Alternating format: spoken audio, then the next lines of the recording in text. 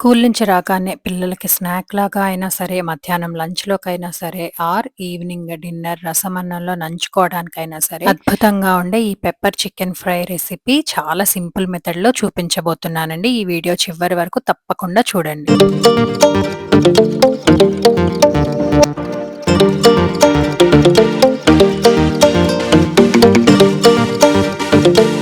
ఇందుకోసం ముందుగా కట్ చేసి పెట్టుకున్న చికెన్‌ని బాగా వాష్ చేసి, పసుపు కూడా వేసి కడిగి రెడీగా ఉంచుకోవాలండి. తర్వాత ఒక ప్యాన్‌లో 4 టేబుల్ స్పూన్స్ ఆయిల్ తీసుకొని, ఈ వాష్ చేసుకొని పెట్టుకున్న చికెన్ అంతా వేసుకోవాలండి. ఇక్కడైతే నేను 2 ఎల్‌బీస్ చికెన్ తీసుకున్నాను. అంటే దాదాపుగా 1 కేజీ 800 గ్రామ్స్ వస్తుందండి.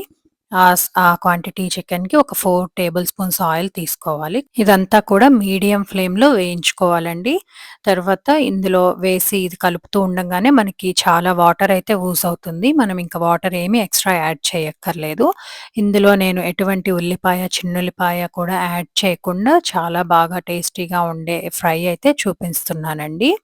బిగినర్స్ కూడా చాలా ఈజీగా చేసుకోవచ్చు. ఈ చికెన్ ముక్కలన్నీ ఒకసారి బాగా కలుపుకున్న తర్వాత చికెన్‌కి సరిపడా సాల్టు, కొద్దిగా పసుపు, ఇంకా కారం, కొద్దిగా గరం మషాలా, ఇంకా ధనియా పౌడర్, జీలకర్ర పౌడరు 2 కూడా కొంచెం ఎక్కువే వేసుకోవాలండి. ఇందులో మనం ఎటువంటి ఉల్లిపాయలు కూడా వేయలేదు కాబట్టి ఈ 2 పౌడర్సే టేస్ట్ ఇస్తాయన్నమాట. ధనియా పౌడర్ ఒక 2 టేబుల్ స్పూన్లు, జీరా పౌడర్ ఒక 2 టేబుల్ స్పూన్లు వేసుకొని ఈ మొత్తం కూడా ఒకసారి బాగా కలపెట్టి ఒక 10 మినిట్స్ ఫ్రై చేసుకోవాలి. ఇక్కడ మీరు చూస్తున్నట్లయితే మూత నేను అస్సలు పెట్టలేదండి. మూత పెడితే ఇంకా వాటర్ ఎక్కువయ్యి అది గ్రేవీ లాగా అసలు కర్రీ లాగా వస్తుంది. అందుకని ఇదంతా మూత తీసి మీడియం టు హై ఫ్లేమ్‌లోనే ఫ్రై చేసుకోవాలి. ఈ మషాలాలు అన్నీ వేసుకున్న తర్వాత ఈ చికెన్ ఒక 70-80% ఉడికించుకున్న తర్వాత బ్లాక్ పెప్పర్ పౌడర్ ఒక 1 టీ స్పూన్ దాకా వేసుకోవాలండి. ఈ పెప్పర్ చికెన్ ఫ్రై రెసిపీకి main and secret and tasty ingredient వచ్చేసి బ్లాక్ పెప్పర్ పౌడర్.